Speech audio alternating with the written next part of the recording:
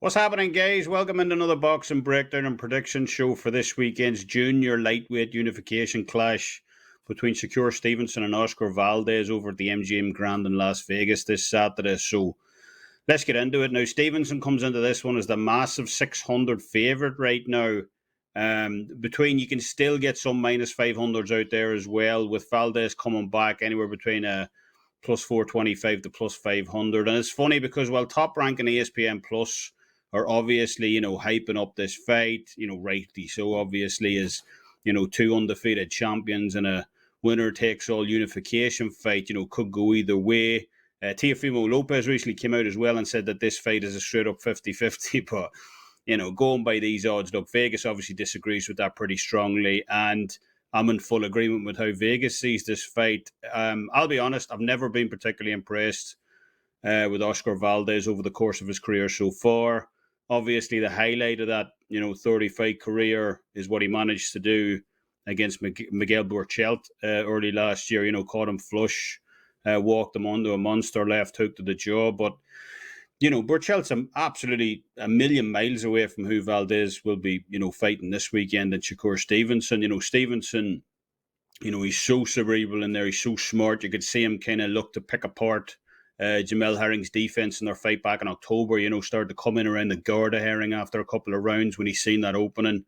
Beautiful pinpoint shots around the side of the head. And I think it'll be more of the same here against Valdez on Saturday. You'd have to say Valdez has improved since joining trainer Eddie Reynoso over his last couple of fights. Far from being the kind of one-dimensional front foot heavy fighter we've seen in years gone by. Eddie Reynoso's kind of added a back foot game to Valdez's arsenal now in fights. And, he used that to full effect against Burchelt a couple of fights back to take the title, walked him under that huge left hand, as we said. But, while that win was impressive at the time, skip forward a year and suddenly that win against Burchelt doesn't look as good now. Burchelt got stopped late last month for a second straight time against Jeremy Nakatela, a fighter who coincidentally Shakur Stevenson, dominated. So, maybe that was a case of Valdez taking what was left of Burchelt's career. Or perhaps Burchelt was already on the decline to begin with, when he fought Valdez. He is a fighter, Burchelt, that is, who's taken an awful lot of punishment over his career. Never had the best defense in fights. But nonetheless, those two wins for either guy have flipped considerably since last year. As, Stevenson's arguably looks a lot better now that we've seen how easy Nakatela dominated his fight against Burchelt, while Valdez's win against Burchelt has seen some of the shine come off it as a result of last month's fight against Nakatela. So I think Stevenson's range, his timing, his precision, his ability to exploit weaknesses in opponents' guards, the way he sets traps. I think all these factors are going to be crucial to the setup here, should Valdez look to go chasing this fight. And if Valdez opts to back up and look to try and box Stevenson in there, I think Stevenson will simply pick him off at range. He's far too fluid for Valdez in there. So, honestly, I just give Valdez a puncher's chance in there at best. I just don't see this fight being all that competitive, provided both guys are on their A game in this one. We saw Valdez's last fight against Robson Canseco, I should say, a former Brazilian Olympic gold medalist.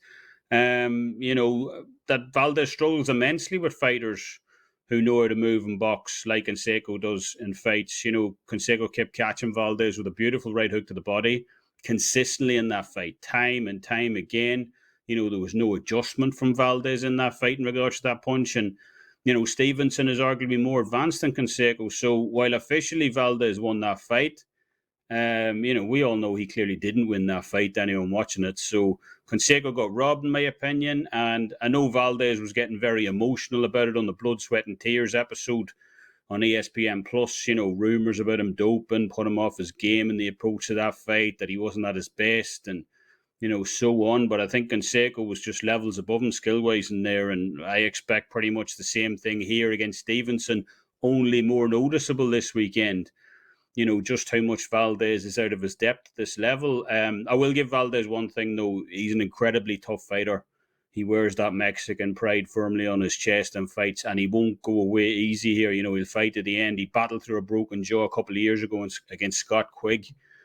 So he's shown he can go to the trenches and fights. And honestly, if it was up to him, he'd probably have to get dragged out of the ring on Saturday night. But, just like Herring in Stevenson's last fight, the result might be taken out of his hands here. While I don't see Stevenson stopping Valdez in there, especially with a straight knockout at least, the fight might be such a one-sided affair, kind of like we saw against Jamel Herring last year, that despite no knockdowns, despite not getting particularly buzzed, Valdez being game, just like Herring was, the referee might step in here, call it a day if it is completely one-sided. So I'm not going to mess around with trying to work out, how lenient the referee's going to be in this one. I'm just going to take Stevenson to win straight up this weekend. I already bet this at minus 500, quick 20% return on my money, the way I see things. And it's funny because I've only ever laid odds like this once throughout my entire boxing career. I've laid, a few minus 250s, minus 300s over the last decade or so, Mayweather versus Canelo, Mayweather versus Pacquiao, so on come to mind. But I've only ever laid minus 500 once in a fight.